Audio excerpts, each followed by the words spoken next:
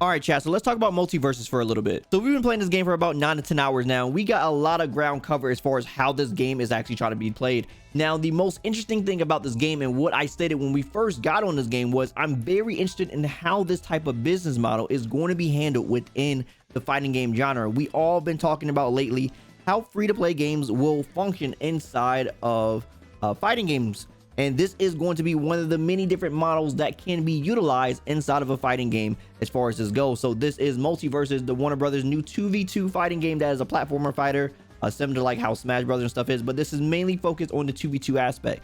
Now, before we get into talking about the game, let's just talk about how this actually functions. Like, what is this business model like? Let's talk about that first, because that's really interesting. So right off the bat, you got this pretty nice interface just here, just the main menu. You got the play button. That's just how you jump into matches. You got your missions and stuff like that.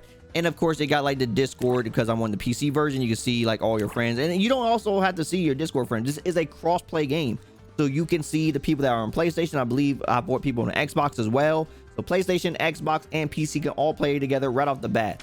So very, very good there. So talking about the actual things you can expect when it comes to a free-to-play game like this. Now, the interesting thing about this is you do have to unlock characters. Now, this could change when the game officially comes out. But as far as how it works now here in the alpha, this is an alpha test.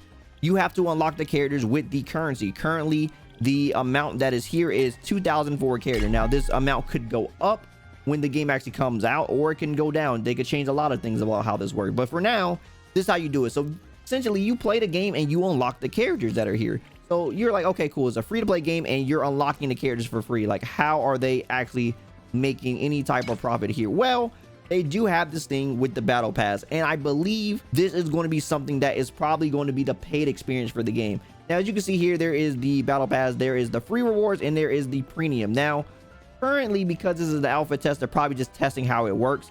So we're actually getting the premium rewards from the actual experience of the battle pass at the moment. But come official release, I don't believe that we'll be getting the premium stuff. There is a premium tokens, as you can see at the top right here. This will probably be what we will need, the currency that you would need to actually get these type of things that happen as far as the premium stuff. There's these seasonal milestones as well. These are, I believe, what is giving us the sort of the amount that we need here. And like I said, they're just giving us both rewards. So at the moment, they're just probably testing it out, and I'm pretty sure this is going to be the paid for experience on the later time of when this game actually releases. So this is pretty much how this business model is right now. At the moment, it's just a bunch of free stuff you could get. There's all types of things here. There's everything from costumes, so you got the variant and stuff, and you can see the sort of rarity of these things. So this is an epic rarity for Shaggy. You can see the Uncle Shagworth, and it completely changes the way you see the character too, because they get completely new like emotes and stuff like that. It's really cool. Then there's like profile icons, there's emotes for characters like the taunts and stuff like that. There's like banners like on the back of your character. I still don't know what the toast currency is. That's something there. There's all sorts of things. There's like new ring out emotes and stuff like that, or not emotes, but new ring out animations that happen. Yeah, right here you can see the FP burning love one, and like makes a different sound effect and everything. It's really cool how they actually have all this stuff in the game. And this is just the base of the game. So this isn't even the full roster of characters that is going to be on the base release, but we can see that they have something here, and every character has their own unique style to them when it comes to like what they have inside. So they have their own sort of like little battle pass inside the character, so it gives you an incentive to try to unlock and play the other characters. As you can see, I've been playing Superman a lot too, so he gets like, there's the abilities for the characters. They all have their signature abilities. You can unlock their emotes and stuff right here. So he has the neck crack, and you get the other ones a little bit later once you unlock them. And all the way back to the right here on the battle pass, you can see that you get the announcer pack Superman. So by unlocking mastery level 14 with Superman, I'll get his battle sounds, and then you get a new like badge with like telling you like how many wins you get with Superman at that point. There may be like an expansion pass like mastery level 15 at a later date, but for now this is like the base level that every character have.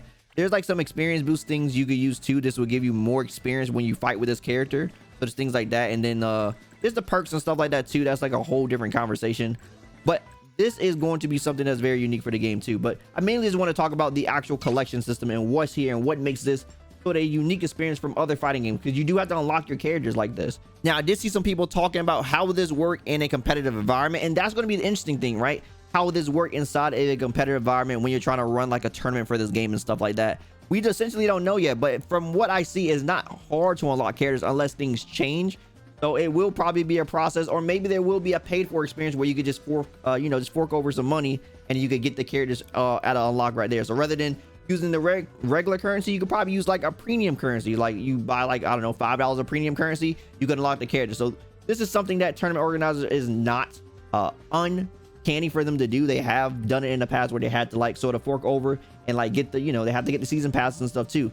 Now some companies, if they know you are running a tournament, sometimes there's some companies out there that will allow you to reach out to them and then get like vouchers for some of the characters because they know you're running a tournament, so you need all the characters unlocked and stuff like that. That is going to be up to current tournament and company on a base-to-base level, so that's going to be a completely different experience. But this is something that is going to be something that is going to have to be tackled when it comes to running this game as a tournament type basis. Now talk about the overall gameplay experience. Have I been enjoying the game so far? Is it fun? Like what is the deal with this game? And I have to say, I am highly surprised at how much fun this game actually is. And I do count it to the ability to play with friends and like being in this sort of like, you know, teamwork effort type of thing. I think it brings something new to the genre that really has just been missing inside of fighting games for a while. There isn't a lot of that, and this game sort of tries to approach that. Now you can play this game in a 1v1 fashion. There is 1v1, but it's highly recommended to do 2v2 because a lot of the characters and a lot of the perks and stuff are mainly team oriented, and that is one of the unique things about this game, is it's trying to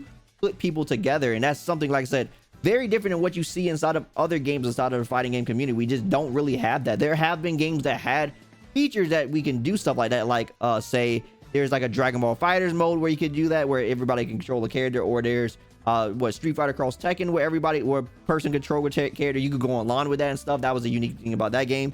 But this game is really trying to focus down as this is the main way to play this game. Now how tournaments actually do it, that is going to be different. There may be solo tournaments, there may be team tournaments, but for the most part at the moment, this game is definitely trying to be heavily team oriented. And I think that brings a new aspect, a new fun, because usually you're always trying to beat up with your friends, not team up with your friends to beat up some other people and stuff like that. So it brings a new aspect to fighting games that I think is just interesting and hasn't been there for a while. And I'm definitely enjoying that aspect of playing with people that I haven't been able to play with inside of a fighting game, working together. Like that's just a good and cool experience. Now, as far as the characters themselves, they all have their own unique tool set. You can see there's each individual have their own sort of attacks. So they have their ground attacks, they have their specials. So there's like a light button, and then there's a special button, and then every character has their own like passive abilities. So Superman's pretty straightforward. Superman can dodge upwards and diagonal from the ground, so he basically just has like sort of like a tri-dash or whatever. But then you have the different type of ground and air attacks that you can see, and things change. Some things have armor, then there's armor break moves, and then there's other moves that do like debuffs and stuff like that, or buffs for your opponent. So it's all different types of things you can see here, and this is even before we even get into the traits,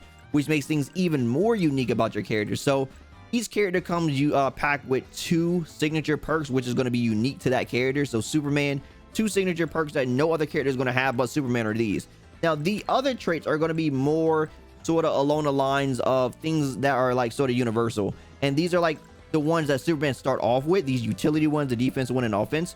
But then once you get them to a certain level, there's this unique thing where you could train a perk. So for a little bit of the gold, which you get from like just doing regular matches, you can actually use any of the perks inside of the game, as you can see, not the signature ones, but the base ones. And this will allow you to use certain benefits that you can sort of plan with the person that you're playing with. So there are these stack bonuses, as you can see at the bottom. There's, it says like on stack, as you can see there. So this one, your team deals 5% increased damage with projectiles. Well, if both of you have that, now it's 10% increased damage if your allies also select this perk. And it may seem like small buffs, but trust me, these buffs do stack up when it comes to just the ability for your team to dish out more damage, or your team to like survive a little bit longer, or just be able to do many different other movement options because of utility and stuff like that. So this stuff does add up pretty well. So I definitely think it's a combination of having all these unique abilities that you can sort of mess around with and have like this sort of team effort where you're trying to like figure out exactly what works best with the team that you're trying to play.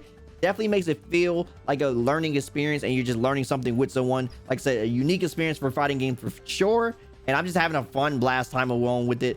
Along with this game, actually having really good netcode. I haven't ran into actually like many problems at all. I had like 1 or 2 stutters there out of like 9 hours, and I was playing with someone from like the UK, and we were having a good time. Like, it's crazy how good the netcode in this game actually feels. Very little small things happening once in a while, but besides that, it is a very playable experience, and it just feels super solid. Everything feels fluid, from his movement to the attacks and the amount of combos and the way the system works. Like, once you start understanding the system, things start to just open up, and like the doors of like combo ability and like the type of things your team can do just start to open up, and it just becomes an amazing experience with the plays that you be making with your teammate and stuff like that. It's absolutely crazy. Now, I know some of you guys saying, yo, Daikin's talking mad good about this game. What are the downsides? And really, I would just have to be nitpicky about this game, to be honest, as far as like the downsides. And I guess the only real downside I can honestly say at the moment is there's a little bit of wonkiness when it comes to actually like trying to get your friends inside of matches. That's about it, but I'm pretty sure those kinks will be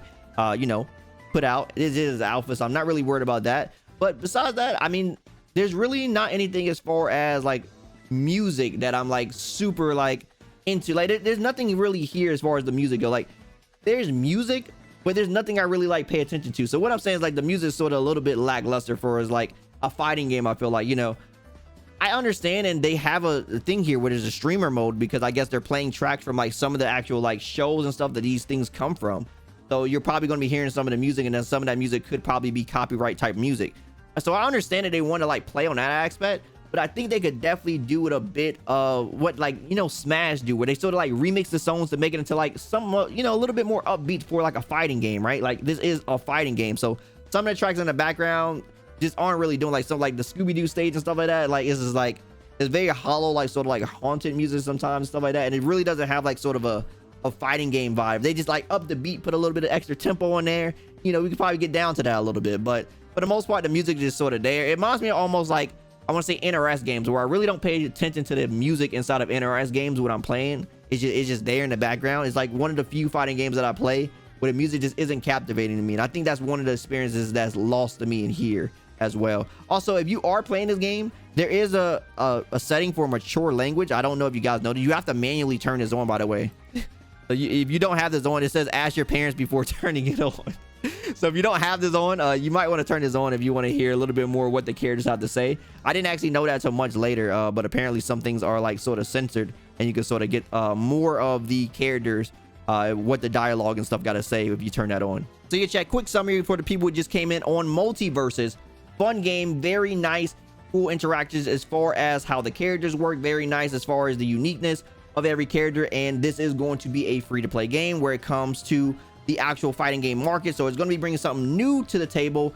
Very good netcode, and like I said, it is 2v2, so you do get to play along with a friend, which is something that's been missing inside of the fighting game genre for a long time, and it works very well in this nice, very neat, clean package overall. So having a ton of fun with this. If you got a chance to check it out, definitely check it out. If you got you know, if you got one of those invites from your friends or whatever, definitely try to check it out if you can, and hopefully you guys can see exactly what I'm talking about here, because this game is definitely a lot more addicting than I thought it was. Very, very fun. So I'm definitely going to be playing this probably to the end of this experience, and hopefully you guys can see how good this game actually looks. I know it's a little bit confusing to definitely like capture it when you're first looking at it, but once you play it, I feel like playing it is better than watching it almost, because when you're looking at it, it's sort of hard to captivate and see exactly why it's so fun on the outside. But when you play it and get the experience of like the team uniqueness that you could have with your friends and stuff, you really start to understand how good of a game this actually could be, and like how unique these situations and stuff can actually be when you make these certain plays happen. So it really makes for some magical experiences.